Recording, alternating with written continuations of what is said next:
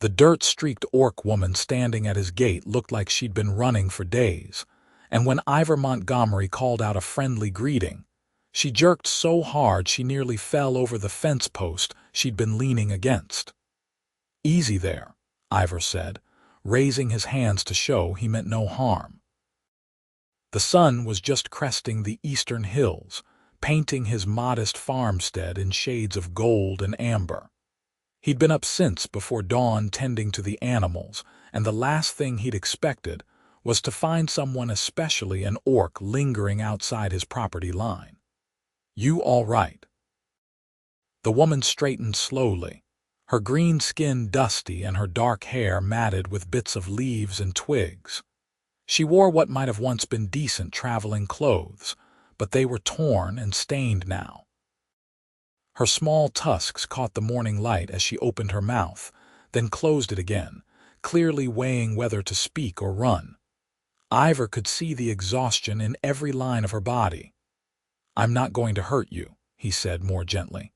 "You look like you could use some water, maybe a meal."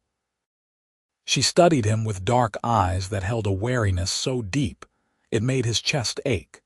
Most orcs he'd encountered during his time in the border militia had been fierce, proud warriors who'd sooner spit at a human than accept charity. This woman looked utterly defeated. "Work," she finally said, her voice hoarse and rough. "Do you have work? I can labor, I'm strong." Ivor blinked in surprise. He did need help, actually. His farm had been steadily growing over the past 2 years since he'd left military service, and he'd been considering hiring someone for the harvest season. But he'd imagined finding a local farmhand from the village, not an orc woman who looked like she was fleeing from something terrible. "I might," he said carefully. "Can you handle livestock, heavy lifting?" "Yes." The word came quickly, almost desperately. "What's your name?" She flinched. Actually flinched, like he'd raised a hand to strike her. It took her several long seconds to answer, and when she did, her voice was barely audible. "Nara."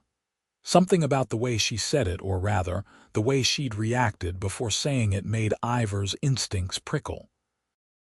He'd spent 5 years in the militia learning to read people, to spot when something wasn't quite right. This woman was terrified of her own name or of someone knowing it. He should probably send her away, not get involved in whatever trouble she was running from. But gods, she looked so tired. And scared, and alone. "All right, Nara," he said, making a decision he suspected he might regret. "I can offer you room and board in the barn loft, plus wages if your work's good. I'm Ivor Montgomery. This is my farm, about 40 acres, mixed crops and livestock. It's honest work, and I expect honest labor in return. Fair." The relief that flooded her face was so profound it was almost painful to witness. "Fair," she whispered. He opened the gate and gestured for her to follow him up the path to the farmhouse. "Come on, then. Let's get some food in you, and then I'll show you around." She hesitated for just a moment before stepping through the gate, and Ivor noticed how she kept glancing over her shoulder, as if expecting pursuit. Whatever or whoever she was running from had her badly spooked.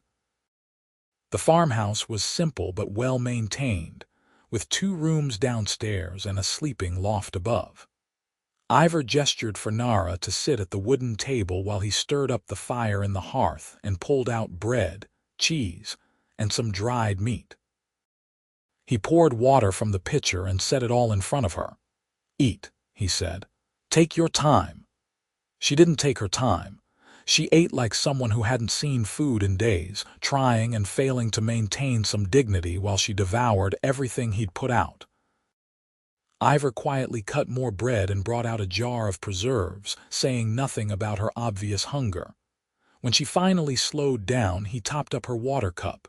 "Thank you," she said quietly, not meeting his eyes. "When did you last eat?" 3 days ago, maybe 4. Ivor winced. "And before you came here, I walked. From the north." The northern territories were orc lands controlled by various clans and warbands. It was at least a week's journey on foot, maybe more if she'd been avoiding the main roads. "That's a long way," he said carefully. "Your clan know you're here." She went very still, her hands tightening around the water cup. "No clan," she said flatly. "Not anymore. Exiled then. That would explain the fear, the desperation."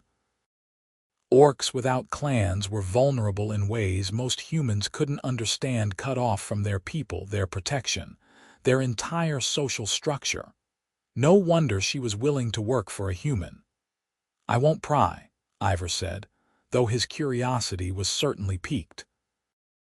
"Your business is your own, long as it doesn't bring trouble to my door.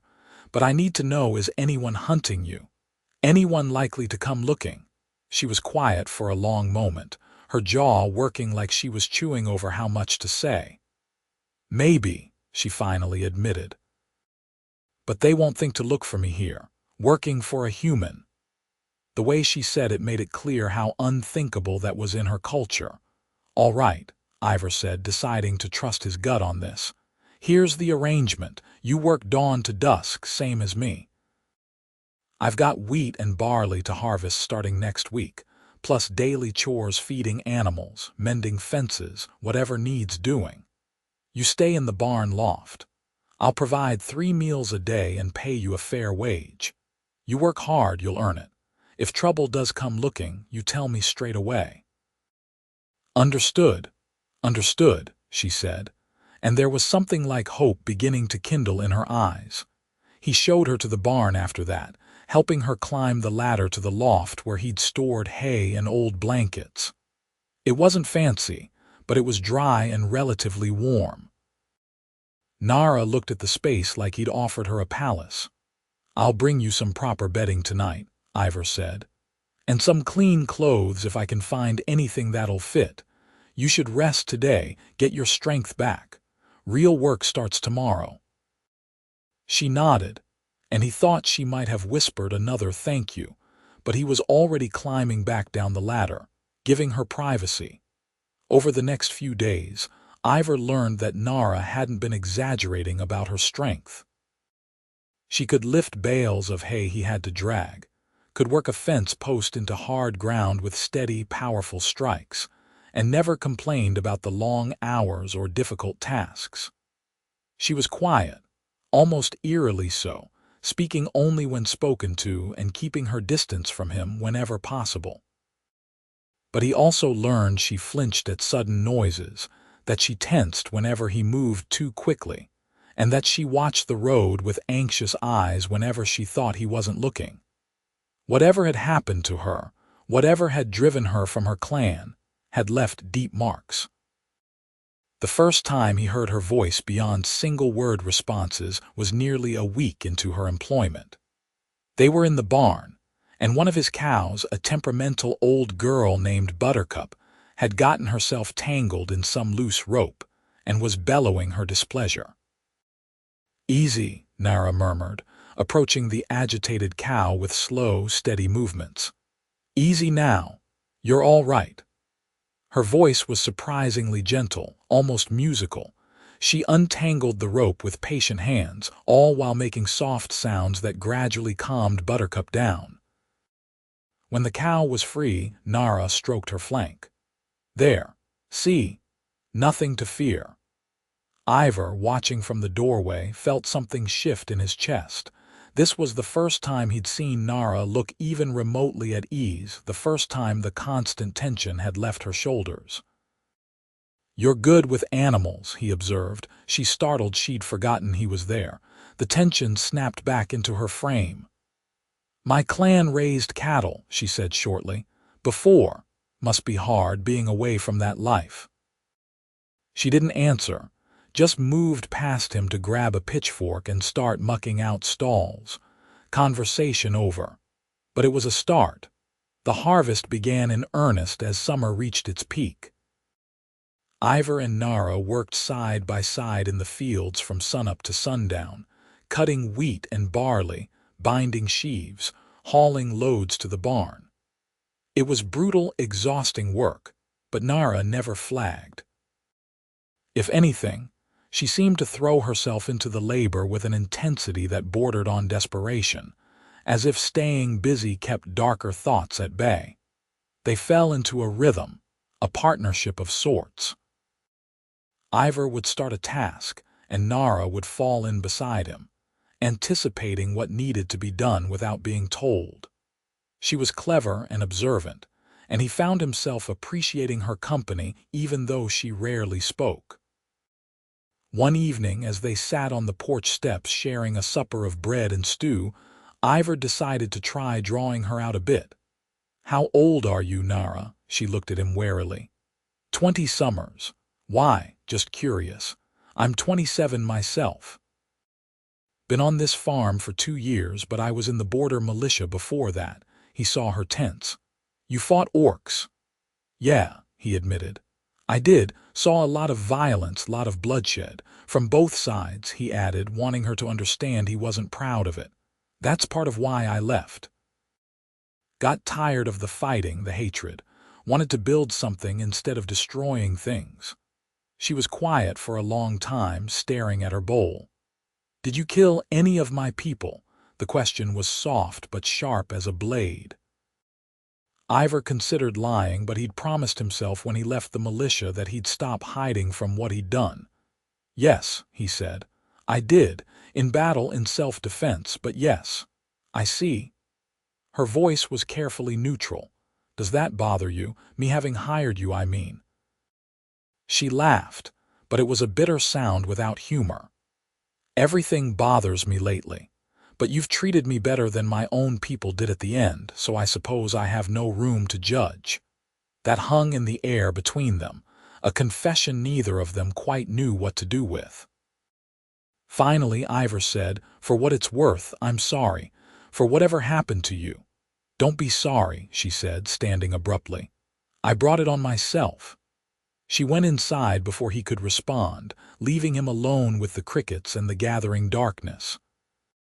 As the weeks passed and summer gave way to early autumn, Nara began to relax by small degrees. She still flinched at sudden movements, still watched the road with worried eyes, but the constant fear began to ease. She started speaking more, offering observations about the farm or asking questions about the work. She had a dry sense of humor that surprised him, and once or twice he even heard her laugh, a wonderful, rich sound that made him smile. He was growing dangerously fond of her. Ivor realized one morning as he watched her feeding the chickens, talking to them in that soft, gentle voice.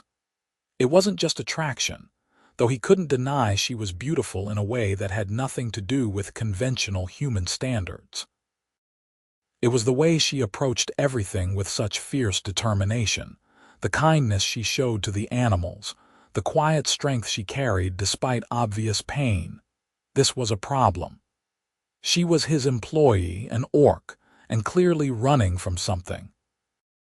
Getting attached would only complicate an already complicated situation. But then she'd smile at something rare as that was, and his heart would do this stupid fluttering thing, and he'd know he was already in too deep. The trouble he'd been half expecting arrived on a cold morning in mid-autumn. Ivor was in the barn repairing a broken harness when he heard hoofbeats on the road. Multiple horses moving fast. Nara, who'd been helping him with the repair, went absolutely rigid, her face draining of color. "Nara," he said, alarmed by her reaction. "Hide me," she whispered, and the naked terror in her voice made his protective instincts flare. "Please, Ivor, hide me. They cannot find me here." He didn't argue, didn't ask questions. He grabbed her hand and pulled her toward the back of the barn to the small storage room where he kept tools and supplies. "In there," he said, helping her squeeze behind some crates. "Stay quiet. I'll handle this." She nodded, her eyes huge and frightened, and he felt a surge of anger at whoever had reduced her to this state. He stepped out of the barn just as 5 orcs on horseback rode into his yard. They were warriors. That much was obvious from their bearing and their weapons proper military grade, not the rough tools of bandits.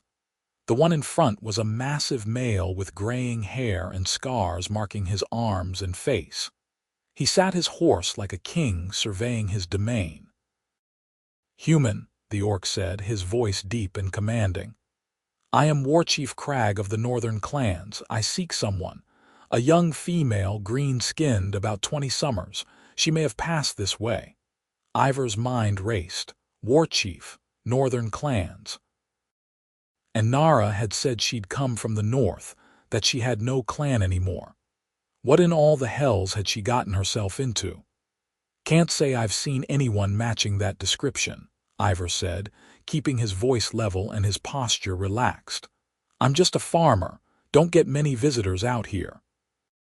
Crag's eyes narrowed. "You are certain?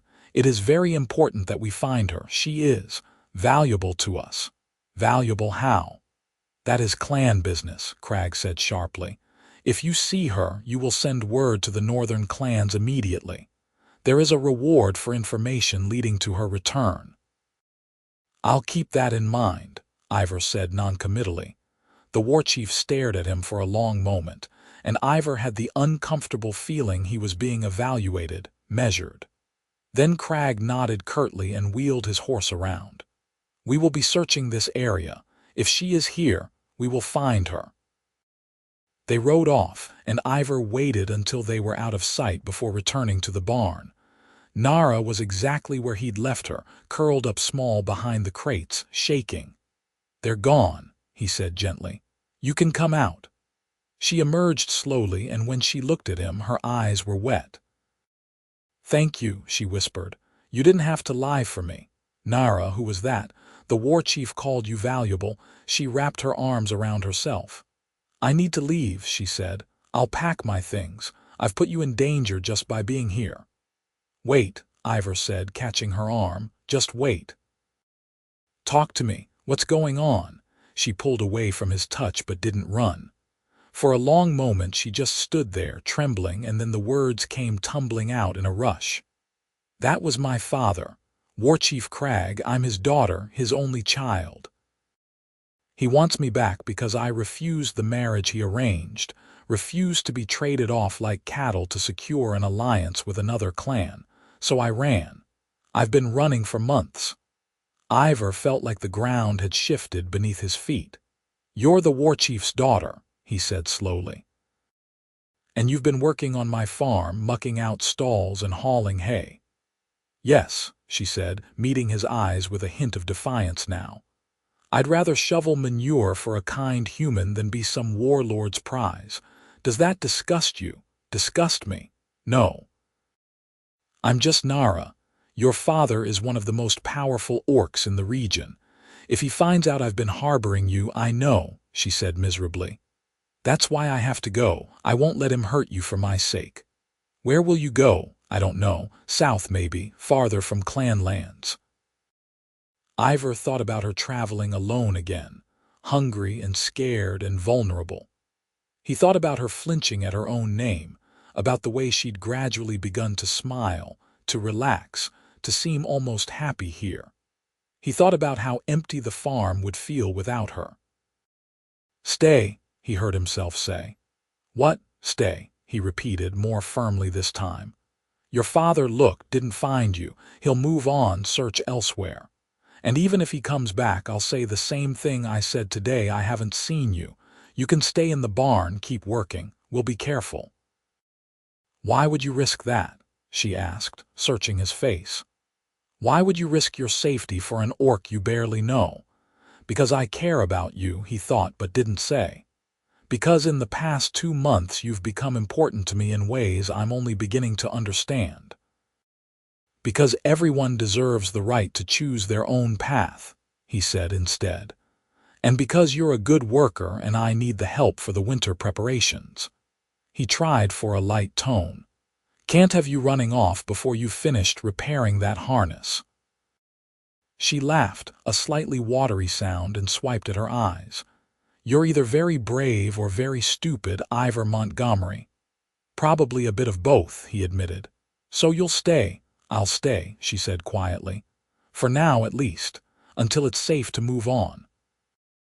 But they both knew safe might never come, not as long as Warchief Crag was searching for his daughter. After the Warchief's visit, the dynamic between them shifted.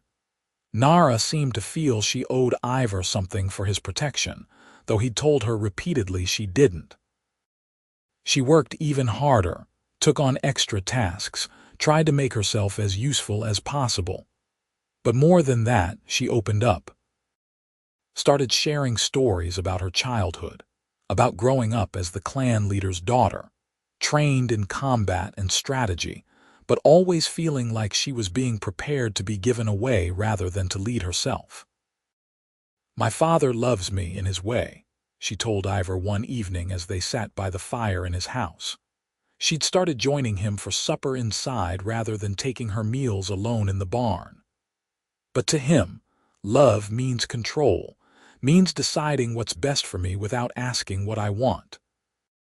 The man he chose for me was cruel. I saw how he treated his first wife before she died. I couldn't do it." "Of course you couldn't," Ivor said. "No one should have to marry someone cruel. In my culture, daughters don't get a choice," she said bitterly. "We're assets, tools for building alliances. My feelings were irrelevant." "Well, in my culture, or at least in my personal philosophy, everyone gets a choice. Your life is yours, Nara." She looked at him with such gratitude and something else, something warmer that his breath caught. The firelight painted her skin in shades of gold and amber, highlighted the curve of her tusks and the strength in her features. She was beautiful. She'd always been beautiful, but somehow in that moment she was breathtaking. "Thank you," she said softly, "for everything. For seeing me as more than just an orc, more than just a warchief's runaway daughter." "I see you," he said, and meant it in every possible way. The moment stretched between them, charged with something neither of them quite dared to name.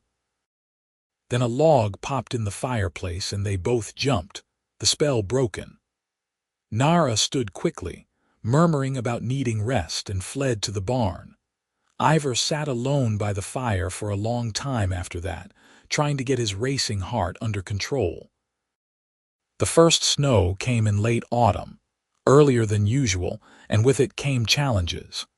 They had to move the livestock into the barn for warmth, had to ensure there was enough feed to last through the winter, had to repair the farmhouse roof where it had started leaking.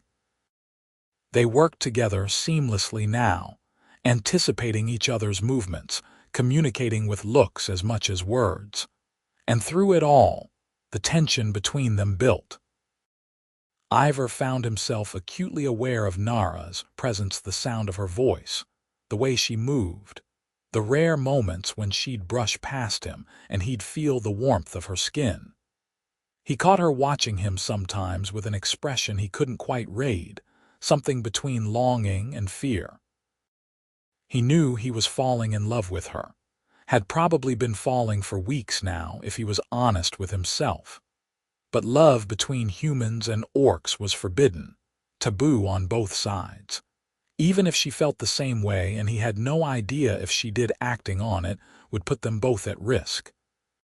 Still, he couldn't help the way his heart lifted when she smiled, couldn't help wanting to make her happy, to keep her safe, to prove to her that not everyone would try to control her.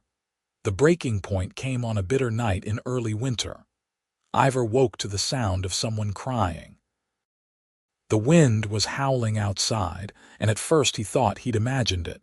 But then he heard it again, a low, anguished sound that made his chest tighten. He pulled on his boots and coat and went out into the freezing darkness, following the sound to the barn. Nara was in the loft, curled up in her blankets, sobbing like her heart was breaking. She didn't seem to hear him climb the ladder, didn't notice his presence until he said her name gently. She looked up, her face wet with tears, and tried to compose herself. "I'm sorry," she said, scrubbing at her eyes. "I didn't mean to wake you." "What's wrong?" he asked, coming to sit beside her. "Nara, talk to me." "I had a dream," she said, her voice hitching. "About my mother. She died when I was young, but she was kind." She used to tell me stories, used to say I could be anything I wanted, and then she was gone and my father, he changed, became harder, started seeing me as a tool instead of a daughter. She drew a shuddering breath. I miss her, and I miss having a home, having a place where I belonged. I know I should be grateful, I am grateful, but some nights it just hurts so much. Without thinking, Ivor pulled her into his arms. She stiffened for just a moment, then melted against him, her tears soaking into his shirt. He held her while she cried, stroking her hair, murmuring nonsense comfort. "You have a home here," he said when her sobs had quieted to hiccups. "For as long as you want it, you belong here, Nara." She pulled back to look at him, her eyes red and searching. "Do I?" "Yes," he said firmly. "You do." "Ivor," she whispered, and the way she said his name made his pulse race. "I need to tell you something." "What is it?" "I think I'm falling in love with you," she said in a rush. "I know I shouldn't. I know it's impossible, that nothing can come of it, but I needed you to know. You've been so kind to me, so good, and I can't keep pretending I don't feel this way."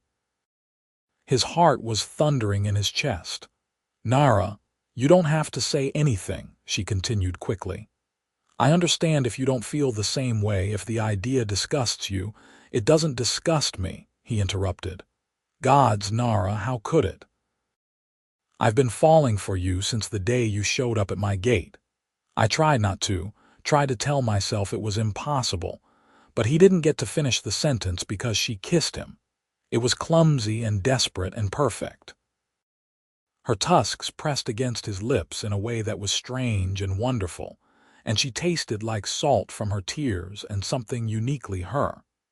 He cupped her face in his hands, kissed her back with all the feeling he'd been holding in for months. When they finally broke apart, both breathing hard, she said, "This is dangerous, I know." "If my father finds out, I know," he repeated. "But I don't care. I love you, Nara. I want you to stay, not just as my employee, but as mine, if you'll have me." She laughed, a sound of pure joy, and kissed him again. "Yes," she said against his lips. "Yes, you foolish, wonderful human. Yes." They held each other as the wind howled outside, and for the first time since she'd arrived, Nara looked truly at peace. The winter months that followed were the happiest of Ivor's life. He and Nara were together now in all the ways that mattered, though they kept their relationship quiet, aware of the danger of discovery. She moved her things into the farmhouse, into his room, and they fell asleep each night wrapped in each other's arms. They worked together during the day, maintained the farm through the snow and cold, and at night they talked for hours by the fire, learning everything about each other. Nara told him about orc culture, about their complex clan structures and honor codes. Ivor told her about his childhood, about losing his parents young and joining the militia because he'd had nowhere else to go. "We're both orphans, in a way," Nara observed one night. "Both lost and searching for somewhere to belong." "I've found it," Ivor said, pulling her closer. "Right here with you," she smiled against his chest. "Sweet talker. Only for you." But beneath their happiness there was always an undercurrent of worry. Nara still watched the road, still tensed at unexpected sounds. And Ivor knew that her father wouldn't give up the search, that eventually there would be a reckoning. It came in early spring, when the snow was just beginning to melt. Ivor was in the fields checking the soil, planning for planting, when he heard Nara scream his name.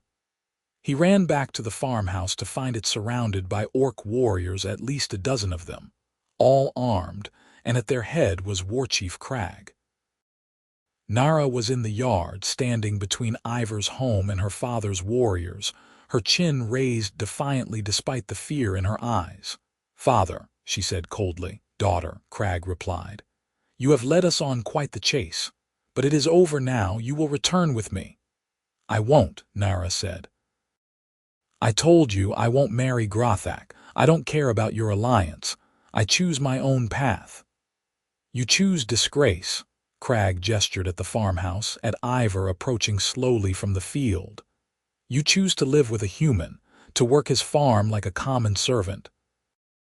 I choose freedom, Nara shot back. I choose to be more than a bargaining chip. And yes, I choose him. Ivor Montgomery has treated me with more respect and kindness in 6 months than you've shown me in years. Crag's face darkened with anger. That human has stolen you from your people, poisoned your mind against your own kind. He saved me, Nara interrupted. When I was starving and desperate, he gave me food and shelter and asked nothing in return. He's protected me, valued me, seen me as a person rather than a possession. That's more than you ever did. Ivor reached them then, moving to stand beside Nara. Warchief, he said, keeping his voice respectful but firm. Your daughter is right. I haven't stolen anything. She came here of her own free will, and she stays of her own free will. I love her, and if you have any love for her, you'll respect her choice. Love, Crag spat the word like a curse. You know nothing of love, human. Love is duty, loyalty to one's people. What you have is a perversion, a violation of natural order. No, Nara said quietly. What you have is a twisted idea of love. Real love means wanting someone to be happy, even if it's not what you planned for them. Real love means letting go. Crag stared at his daughter, and for a moment, something that might have been pain flickered across his scarred face. You would truly throw away everything, your heritage, your people, your family, for this human. I would throw away a life of misery for a chance at happiness, Nara said. That's all I'm asking for, father. A chance. The Warchief was silent for a long time. His warriors shifted restlessly, waiting for orders. Finally, he said, If you leave with this human, you are no longer my daughter. You will be cast out, exiled permanently from the clans. You will have no people, no protection, no home to return to. Is that what you want? What I want, Nara said, and her voice broke slightly, is a father who loves me enough to want me to be happy. But if I can't have that, then yes, I choose exile. I choose Ivor. Ivor reached out and took her hand, lacing their fingers together. Whatever happened next, they would face it together. Crag looked at their joined hands, and his expression was unreadable. So be it, he said finally. You are no daughter of mine. You are dead to me and to the clans. He turned to his warriors. We leave. This place is nothing to us. Father, Nara started, and Ivor could hear the pain in her voice. But Crag was already mounting his horse.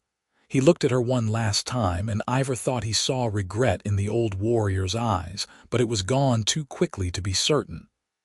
You have made your choice, Nara. Now live with it. They watched the war party ride away, and when they were out of sight, Nara's legs gave out. Ivor caught her, lowered them both to the ground, and held her while she cried not the desperate sobs of that night in the barn, but deep, wrenching sounds of grief. I'm sorry, he whispered into her hair. I'm so sorry. Don't be, she said when she could speak again. I meant what I said. I choose this. I choose you. It hurts. I know, he said, but you're not alone. You have me. You'll always have me. She pulled back to look at him, her eyes red but determined. Promise me. Promise you won't leave me, won't decide I'm too much trouble. I promise, he said solemnly. I'm with you, Nara, for as long as you'll have me, forever if you'll let me. Forever, she repeated, and kissed him with a fierceness that spoke of both grief and love, loss and hope. In the days that followed, Nara grieved the loss of her father, the final severing of ties to her old life. But she also began to heal. She threw herself into the spring planting, into building their life together. They talked about the future, about expanding the farm, maybe acquiring more land. Do you think we could have a life here? She asked one evening as they sat on the porch watching the sunset. A real life, despite everything. We already have a real life, Ivor pointed out. But yes, I think we can build something lasting. It won't be easy. There will always be people who judge us, who think what we have is wrong. But if we're together, I think we can handle anything. She leaned her head on his shoulder. I want to marry you, she said. In whatever way we can. I want to belong to you the way you belong to me. His heart swelled. Are you proposing to me? Maybe I am, she said with a hint of her old playfulness. What would you say if I was? I'd say yes, he replied immediately. Gods, yes, marry me, Nara, be my wife. Even though no human priest will perform the ceremony, even though no orc shaman would bless it. We'll make our own vows, Ivor said. We don't need anyone's permission or blessing but our own. What do you say? I say yes, she said, laughing and crying at the same time. Yes, you ridiculous man, I'll marry you. They held a simple ceremony a week later, just the two of them in the field where they'd first worked together.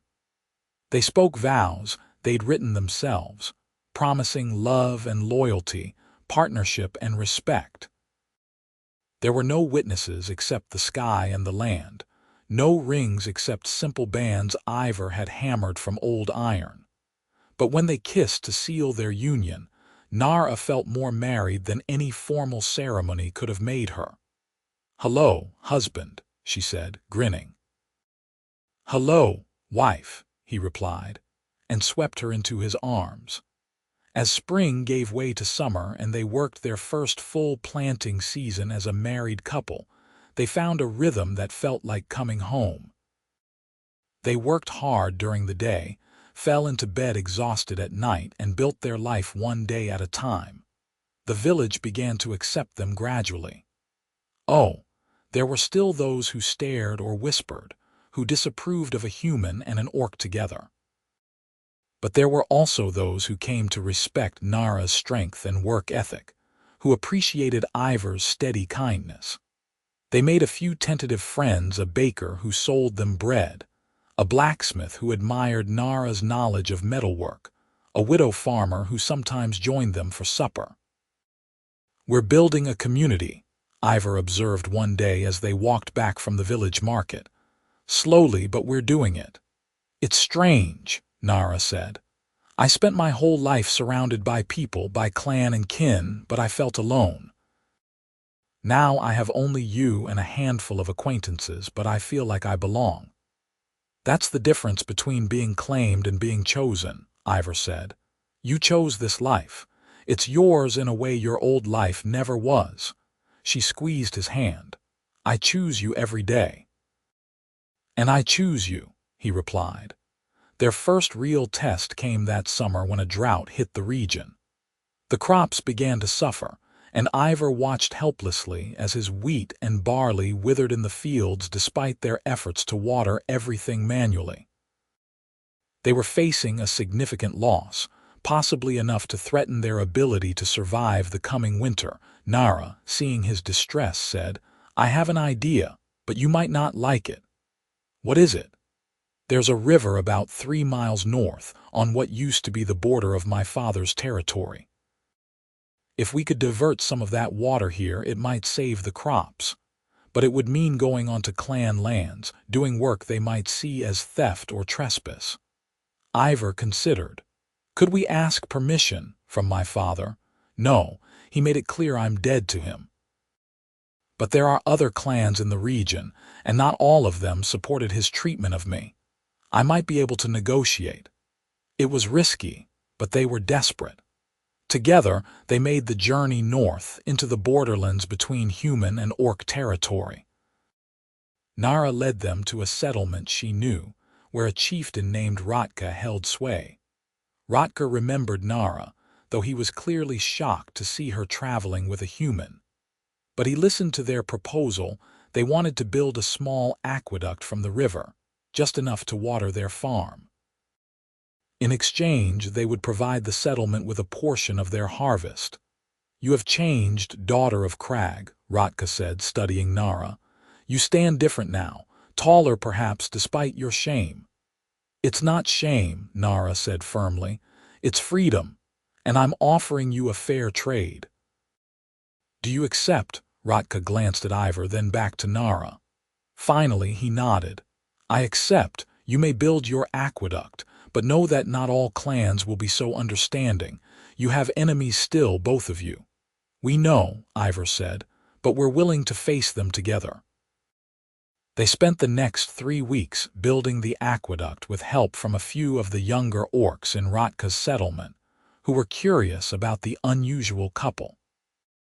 It was exhausting work, digging trenches and laying pipe, but when they finally opened the channel and water began flowing toward their farm, Nara and Ivor embraced in triumph. We did it, Nara said, laughing. We actually did it. We make a good team, Ivor replied, kissing her dusty forehead. The crops recovered, and by harvest time, they had enough grain not only for themselves, but to fulfill their promise to Rotka and still have surplus to sell. They'd survived their first crisis together, and in doing so, had proven to themselves and to the world that their partnership was strong. That winter, as they sat by the fire in their warm home, Nara said, I'm happy. I don't think I've ever been able to say that before and mean it completely, but I am. I'm happy.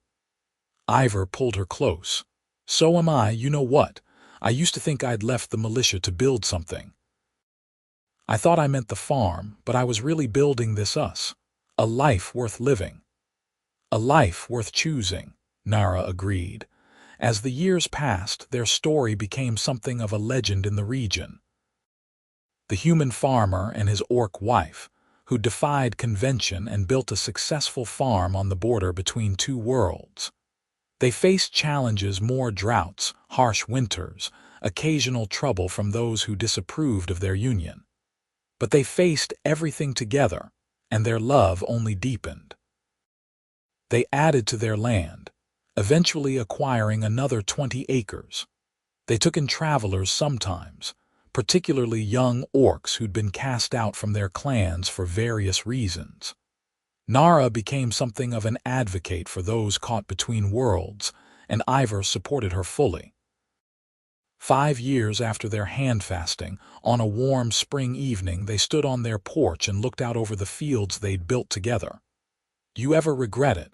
Ivor asked, as he sometimes still did. "Everything you gave up?" "Never," Nara said firmly. "I gave up a life of duty and misery. What I got in return is worth everything. I have you, I have this life we've built, I have freedom and choice and love. How could I regret that?" "I love you," he said, as he said every day. "I love you too," she replied. "My farmer, my husband, my home." And as the sun set over their land, painting the sky in shades of gold and crimson, they stood together, hand in hand, exactly where they belonged. The greatest gift, Nara had learned, wasn't in being chosen by others. It was in choosing for yourself, and in finding someone who would choose you back every single day, no matter what the world thought. That was the real story, the one that mattered. Not the Warchief's missing daughter, but the woman who'd found herself by daring to walk away, and the man who'd loved her enough to stand beside her. Their story wasn't always easy, wasn't always simple. But it was theirs, chosen and claimed and built with their own hands. And that made it perfect. One late summer evening, 7 years after Nara had first arrived at Ivor's gate, they received an unexpected visitor. Nara was tending the garden while Ivor repaired a fence when a lone orc on horseback appeared on the road. Nara tensed, old instincts flaring, but the rider raised a hand in peace. As the figure came closer, Nara's breath caught. It wasn't her father, but it was someone from her old life, Skara, a female warrior who'd been one of her few friends in the clan. "Skara," Nara said, hardly believing her eyes as the rider dismounted. "Nara," Skara replied, and there was warmth in her voice. "It's good to see you, you look well, happy." Ivor had come to stand beside Nara, his hand finding hers automatically. "Who is this?" "An old friend," Nara said. "Skara, this is my husband, Ivor. Ivor, this is Skara. We trained together when we were young." Skara nodded respectfully to Ivor, then turned back to Nara. "I come with news. Your father. He died 3 months ago, in battle, defending the clan from raiders. He died well with honor." The world seemed to tilt. Nara felt Ivor's arm come around her waist, steadying her. "He's dead," she said numbly. "Yes. And before he died, he spoke of you. He said," Skara hesitated, then continued, "he said he'd been a fool, that he should have let you choose your own path, should have put your happiness above his pride. He asked that I find you, tell you this. He wanted you to know that in the end he understood." Tears were streaming down Nara's face. He did, Skara confirmed. "He never stopped loving you, Nara. He was just too proud and too set in his ways to show it, but he loved you. And he was glad to know you'd found happiness, even if it was in a way he couldn't accept while he lived." Nara couldn't speak.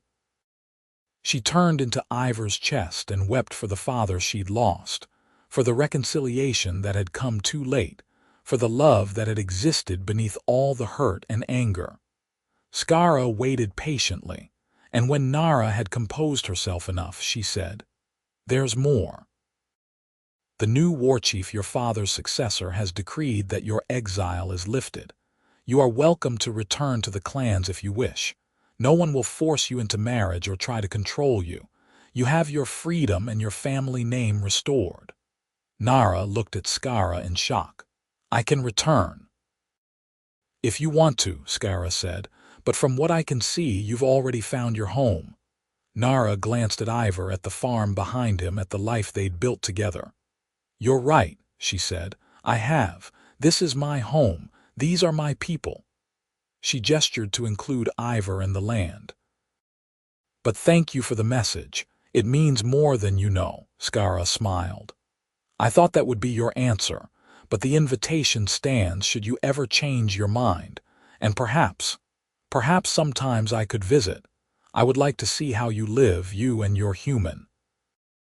It's not often an orc finds true happiness." "You would always be welcome," Nara said warmly. "Stay tonight at least. Share our supper. Let me show you what I've built here." Skara accepted, and that evening they shared a meal and stories. Skara told them about changes in the clans, about how Nara's act of defiance had inspired other young orcs to question their traditions, to seek their own paths. She spoke of a slow shift happening in orc culture, a gradual opening to new ideas. "You started something," Skara told Nara. "Whether you meant to or not. There are others now who refuse arranged marriages, who seek mates outside their clans, who ask for the right to choose. You showed them it was possible." After Skara left the next morning, promising to return, Nara and Ivor stood in their yard, watching her ride away. "How do you feel?" Ivor asked gently. "Sad," Nara admitted. "For my father, for the time we lost, but also relieved, I think. Knowing that he understood in the end, that he approved in his way. It doesn't change what happened, but it eases something in my heart." "I'm glad," Ivor said. "You deserved that closure." "We deserved it," Nara corrected. "All of this, all of what we have, we built it together. My father's blessing or curse didn't make or break us. We did that ourselves." "We did," Ivor agreed, "and we'll keep doing it for as long as we have." "Forever," Nara said, as she always did. "Forever," Ivor echoed. The farm continued to thrive. They expanded their livestock, added beehives for honey, planted an orchard that would fruit in years to come. Skara visited regularly, and through her, other young orcs began to appear, seeking work or advice or just a glimpse of what an alternative life might look like. Nara welcomed them all, shared her story, encouraged them to be brave. A full decade after that first desperate morning when Nara had appeared at Ivor's gate, they stood in a field of golden wheat, the harvest ready to begin. Nara's hair had threads of silver now, though she was still young. Ivor had laugh lines around his eyes and calluses on his hands from years of work. They were both stronger, harder, more weathered than they'd been. But they were also happier, more certain, more whole. "You remember the day we met?" Ivor asked, wrapping his arms around Nara from behind. "How could I forget?" she replied, leaning back against him. "I was terrified, half-starved and desperate. I thought you might turn me away or turn me in." "I almost did," he admitted. "I knew you were trouble the moment I saw you, and yet you helped me anyway." "Best decision I ever made," he said, kissing her temple. "Marrying you is a close second." She laughed and turned in his arms to face him. "Only second. The first decision led to the second," he pointed out. "Therefore, hiring you was technically better." "You're impossible," she said, but she was smiling as she kissed him. They hired help for the harvest that year, a mix of humans from the village and young orcs from the borderlands. Working together, laughing and sweating in the sun, they brought in the crop in record time. And in the evenings, they all gathered around a bonfire, sharing food and stories, building bridges between their peoples one friendship at a time. "This is what I dreamed of," Nara said to Ivor as they watched the firelight play across the faces of their workers, their friends. Not consciously, but somewhere deep down. A place where humans and orcs could just be people together. Where the old hatreds didn't matter as much as the work of living and growing and building. "We're not changing the whole world," Ivor cautioned. "Just our little corner of it." "Every world change starts in a corner," Nara replied. "And look what we've done. Look at what's possible." He looked at her instead, at the strength and grace and fierce love in her face, and thought about how a single moment of compassion opening his gate to a desperate stranger had transformed his entire life. "I love you," he said, "because some truths bore repeating." "I love you too," she said. Today and always. The years continued to roll by, bringing changes and challenges, joys and sorrows. They weathered all of it together, their bond only strengthening with time. They never had children. Nara couldn't carry half-human offspring, and they chose not to adopt, content with each other and the community they were building. But they became mentors, guardians and friends to dozens of young people, both human and orc, who needed guidance or simply a place to belong.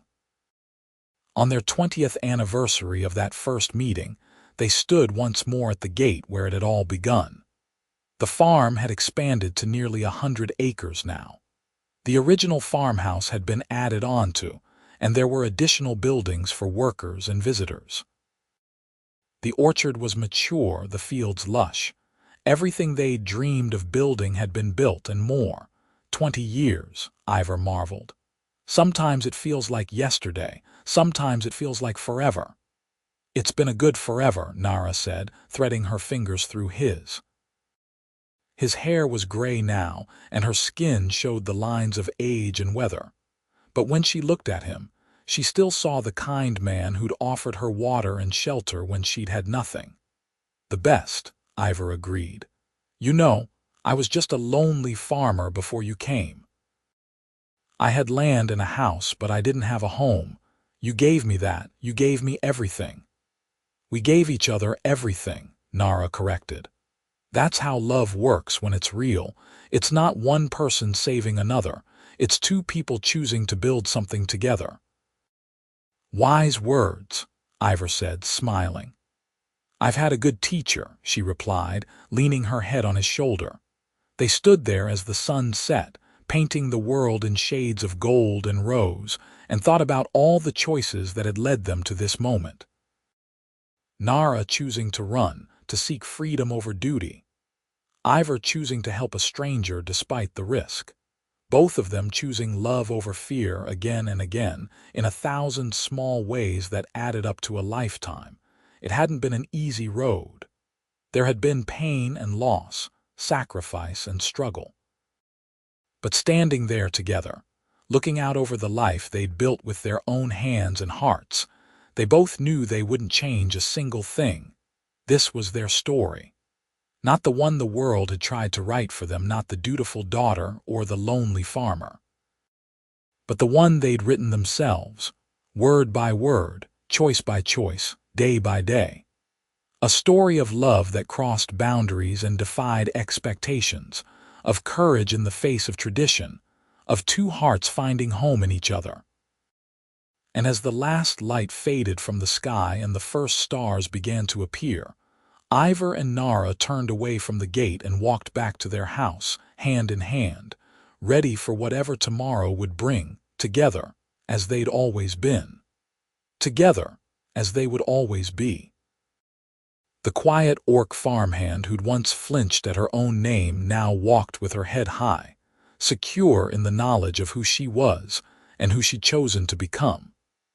And the man who'd hired the Warchief's missing daughter had gained far more than a farmhand. He'd gained a partner, a love, a life worth living.